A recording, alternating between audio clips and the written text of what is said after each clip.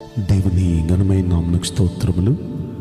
ఈ వాగ్దానం వింటున్న మీకందరికీ మన ప్రభును ప్రియరక్షకుడైన యేసుక్రీస్తు నామములో శుభములు, మా హృదయపూర్వకమైన వందనములు తెలియచేస్తున్నాం.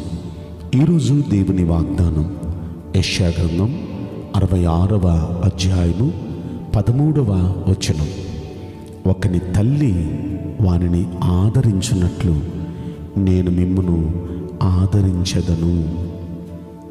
ఈ మంచి వాగ్దానం మన మంచి దేవుడైన యెహోవా మనందరి జీవితంలో నెరవేర్చునుగాక. ఆమేన్. ప్రియ దైవ జనాంగమా, మన దేవుడు అంటున్న మాట చూడండి. తల్లి ఏ విధంగా ఆదరిస్తుందో నేను అలా ఆదరిస్తాను, మిమ్మల్ని నేను అలా ఆదరిస్తాను. నిజంగా మన దేవుని ఆదరణ లేకపోతే ఈరోజు వరకు మనం సజీవులుగా ఉండేవాళ్ళమా? ఈ క్షేమస్థితిలో మనం ఉండేవాళ్ళమా? ఈ రోజున ఈ మనుగడ ఎంత చక్కగా జరుగుతూ ఉండేదా? నిజంగా దేవుని ఆదరణే మనల్ని ఈ విధంగా బలపరుస్తుంది. దేవుని ఆదరణే మనకు సహాయం చేస్తుంది. ఆ దేవుడు అంటున్నాడు, నేను ఇంకా మిమ్మల్ని అలా ఆదరిస్తాను. తల్లి ఏ విధంగా ఆదరిస్తుందో, ఈ ప్రపంచంలో అందరికంటే ఎక్కువ ఆదరణ మనకు దొరికేది తల్లి దగ్గరే. ఆదరణ, ఓర్పుగా ఓదార్పు, ఇవన్నీ తల్లి దగ్గరే దొరుకుతుంది.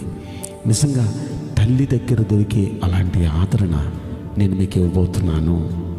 ఎంత గొప్ప సంగతి అండి! దేవుడు ఆదరిస్తే ఆ ఆదరణ అద్భుతంగా ఉంటుంది. ఒకసారి ఒక కుమారుణ్ణి కోల్పోయిన ఒక తల్లిని ఆదరించాడు. అమ్మా, దుఃఖపడద్దు, ఏడవద్దు. ఆమెను ఆదరించాడు. ఎలాగో చెప్పినా కేవలం మాటల ఆదరణ కాదు, చచ్చిపోయిన కుమారుడిని తిరిగి మరలా బ్రతికించి ఆమె చేతిలో పెట్టాడు. అది ఆయన ఇచ్చిన అసలైన ఆదరణ. యాయిరు కుమార్తె చనిపోతే ఏడవద్దు, నమ్మిక మాత్రం ఉంచు, గొప్ప కార్యం చూడబోతున్నావు అని ఆదరించాడు. ఆదరించడమే కాదు, చచ్చిపోయిన ఆ కుమార్తెను బ్రతికించి మరలా ఆయన చేతిలో పెట్టాడు. దేవుడిచ్చే ఆదరణ మామూలుది కాదండి. ఇలా బైబిల్లో ఎన్నో చోట్ల ఎంతోమందిని చూచినప్పుడు ఆయనకి కనికరం కలిగింది. ఆ కనికరం వారి బ్రతుకుల్నే బాగు చేసింది. వ్యాధిగ్రస్తులైన వాళ్ళు స్వస్థత పొందారు, సమస్యలున్న వారు విడుదల పొందారు. కారణం ఆయన కనికరం కలిగింది. వాళ్ళ దగ్గరికి వెళ్ళి వాళ్ళని ఆదరించాడు. ఆ ఆదరణలోనే వారు బాగుపడిపోయారు, వారు అద్భుతాలు చూచారు. ప్రియ దైవ జనాంగమా, ఆయన మనల్ని ఆదరించబోతున్నాడు. మీరు ఇబ్బందులు ఉన్నారా? ఆయన ఆదరిస్తే మీ ఇబ్బందులు తొలగిపోతాయి. మీరు వ్యాధితో ఉన్నారా? ఆయన ఆదరిస్తే ఆ వ్యాధి తగ్గిపోద్ది. మీరేమైనా కుటుంబ సమస్యలతో సతమతమవుతున్నారా? ఆయన ఆదరిస్తే సమస్యల పరిష్కారం వస్తుంది. మీరేమైనా ఆర్థిక ఇబ్బందులతో సతమతమైపోతూ అప్పులు ఊబిలోకి వెళ్ళిపోయారా? ఆయన ఆదరిస్తే ఆ ఊబిలోని లేపి బండ మీద నిలబెడతాడు ఆయన. ఇలాగా ఈ వాగ్దానం వింటున్న మనందరినీ మన దేవుడు ఆదరించబోతున్నాడు. కేవలం ఆయన ఆదరణ మాటలది కాదు, ఆయన చేతల ఆదరణ.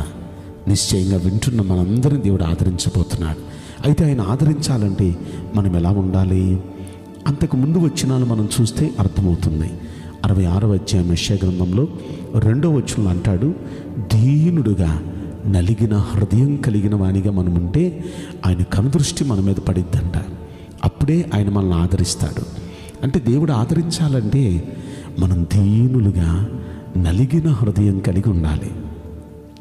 దేవుని నమ్ముకున్న మనం గయ్యాళితనంగా గొడవాడేవారిగా మనం ఉండకూడదు. దీనులుగా ఉండాలి, నలిగిన హృదయంతో ఉండాలి. అలా ఎవరు దీనులుగా ఉంటారో వారి మీద ఆయన కన్ను పడిద్ది.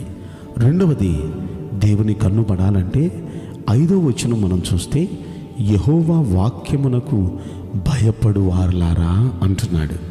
అంటే దేవుని వాక్యానికి భయపడాలి. వాక్యం మనతో మాట్లాడుతూ ఉంటే ఆ వాక్యానికి మనం భయపడేవారిగా ఉంటే ఖచ్చితంగా దేవుని కన్నుల్లో మనం పడతాం. ఇంకా మనం ఆలోచిస్తే 10వ వచనంలో అంటున్నాడు, యెరూషలేమును ప్రేమించు వారులారా. అంటే యెరూషలేమును ప్రేమించడం అంటే దేవుని మందిరాన్ని ప్రేమించటం, దేవుణ్ణి ప్రేమించటం, దేవుని మందిరాన్ని ప్రేమించటం. కనుక ప్రియ దైవ జనాంగమా, మనం దేవుని మందిరాన్ని ప్రేమించే వారిగా ఉండాలి. దేవుని వాక్యాన్ని ప్రేమించి వాక్యానికి భయపడే వారిగా ఉండాలి.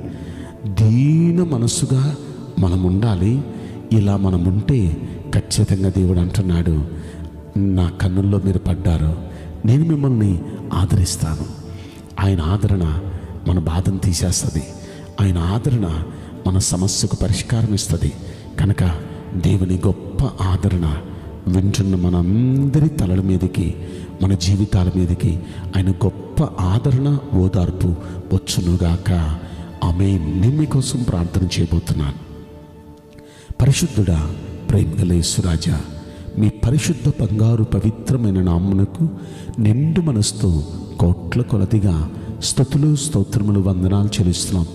ఈ వాగ్దానం వింటున్న ప్రియుల జీవితంలో దయచేసి మీ గొప్ప ఆదరణ అనుగ్రహించండి. మీ ఆదరణ మా స్థితిగతులన్నీ మార్చేస్తుంది. మీ ఆదరణ మాకు ఓదార్పునిస్తుంది. తల్లి ఆదరించినట్లుగా ఆదరిస్తానంటున్నారు.